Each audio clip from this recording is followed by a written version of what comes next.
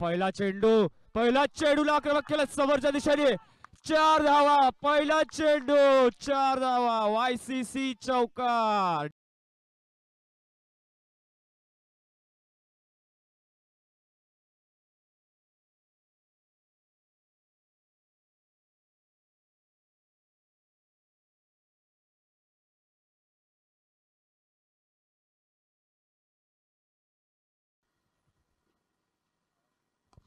अजून एकदा मोठा फटका समोरच्या दिशेने क्षेत्ररक्षक खाली बघूया. चेंडू सीमा रेषा पार.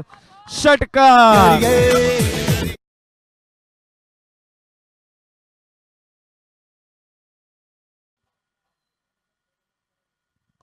अजून एकदा भिरकवून दिले लेग साईडच्या दिशेने.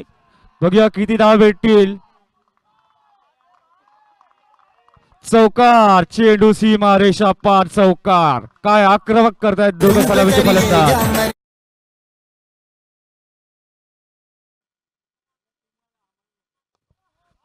वळवून दिलेला चेंडू बघूया किती धाव गेला. यशस्वी षटकार. चेंडू सीमा रेषा पार.